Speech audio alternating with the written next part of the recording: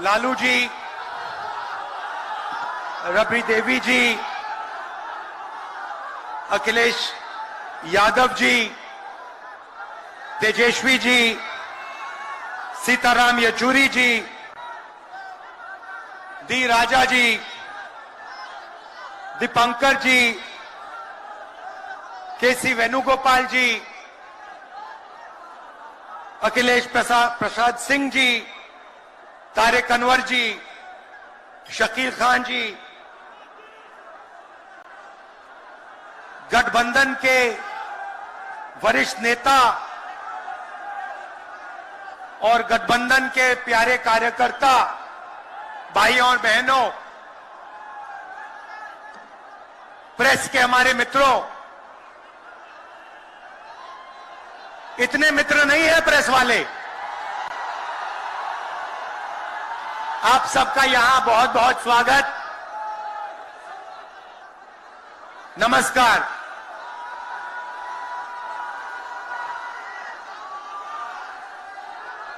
देश में जब भी बदलाव आता है, वो बिहार में तूफान शुरू होता है। यहां से तूफान बाकी प्रदेशों में जाता है। ये बिहार जो है देश की राजनीति का नर्व सेंटर है, यहां से ही शुरुआत होती है। आज देश में विचारधारा की लड़ाई है। एक तरफ नफरत, हिंसा, अहंकार और दूसरी तरफ मोहब्बत, भाईचारा और एक दूसरे की इज्जत। जैसे मैंने यात्रा में कहा,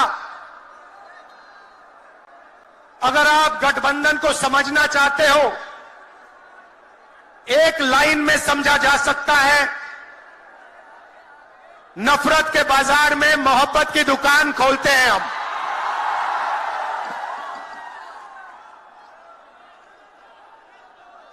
इस देश में नफरत क्यों फैल रही है? यह नफरत का देश नहीं है, आप सब जानते हो। आपके दिल में, हिंदुस्तान के नागरिकों के दिल में नफरत नहीं है, मोहब्बत है, प्यार है, एक दूसरे का आदर है। तो सवाल उठता है कि इस देश में नफरत क्यों फैल रही है? भाई और बहनों, नफरत का सबसे बड़ा कारण देश में अन्याय है। अन्याय, युवाओं के खिलाफ अन्याय, आप सबके खिलाफ अन्याय, किसानों के खिलाफ अन्याय, सामाजिक अन्याय, आर्थिक अन्याय। प्रधानमंत्री जी 2-3 बड़े अरबपतियों के लिए काम करते हैं, 2-3 लोगों के लिए काम करते हैं। उनका 16 लाख करोड़ रुपया प्रधानमंत्री ने पिछले 10 सालों में माफ किया है। मैं आपसे पूछना चाहता हूं, उन्होंने हिंदुस्तान के किसान का कितना कर्जा माफ किया? हिंदुस्तान के मजदूरों का कितना कर्जा माफ किया? इसीलिए देश में नफरत फैल रही है। 40 साल से सबसे ज्यादा बेरोजगारी आज हिंदुस्तान में है। क्यों? क्योंकि बीजेपी ने छोटे व्यापारियों को, किसानों को, स्मॉल और मीडियम वाले बिजनेसेस को नष्ट कर दिया है। एक तरफ नोटबंदी की, दूसरी तरफ जीएसटी लागू की। नतीजा यह हुआ, जो लोग इस देश को रोजगार देते हैं, छोटे बिजनेस वाले, स्मॉल और मीडियम बिजनेस वाले, उन सब का काम बंद हो गया। जहां भी देखो बड़े बड़े उद्योगपतियों की मोनोपोली बन रही है। एक उद्योगपति के हाथ में हिंदुस्तान के सारे पोर्ट, एयरपोर्ट, इंफ्रास्ट्रक्चर, डिफेंस की इंडस्ट्री, सारी की सारी नरेंद्र मोदी जी ने एक उद्योगपति को पकड़ा दी। आप लोगों के लिए इस देश में कुछ नहीं बचा है। मैं आपसे सवाल पूछना चाहता हूं, इस देश में पिछड़ी जात के कितने लोग हैं? कितनी आबादी है पिछड़ी जात की? 50%। 50%। दलितों की कितनी आबादी है? 15%। आदिवासियों की कितनी आबादी है? 8%। कितनी बनती है भाई? कितनी होती है? 73% अब देखिए, 73% में से हिंदुस्तान की सबसे बड़ी कंपनियों में उनकी मालिकों की लिस्ट निकालिए, आपको एक व्यक्ति नहीं मिलेगा 73% वाला। उसके बाद मीडिया के मालिकों की लिस्ट निकालिए, बड़े बड़े इनके जो पत्रकार हैं उनकी लिस्ट निकालिए, आपको 73% में से एक नहीं मिलने वाला है। उसके बाद प्राइवेट अस्पतालों के मालिकों की लिस्ट निकालिए, स्कूल और कॉलेज जो चलाते हैं, private school, private college, private university, उनकी लिस्ट निकालिए, उधर आपको 73% का कोई नहीं मिलेगा। उसके बाद जो हिंदुस्तान को 90 ब्यूरोक्रेट चलाते हैं, आईएएस वाले, उनकी लिस्ट निकालिए, उधर आपको 3 पिछड़े वर्ग के लोग मिलेंगे, 3 दलित मिलेंगे और 1 आदिवासी मिलेगा।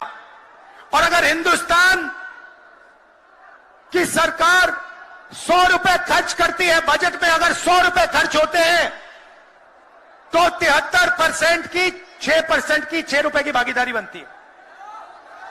तो ये जो 73% है, और उसमें अगर आप जोड़ना चाहते हो तो गरीब जनरल कास्ट के लोगों को भी जोड़ लो। इनके लिए इस देश में कोई रास्ता नहीं बचा है। पहले क्या होता था?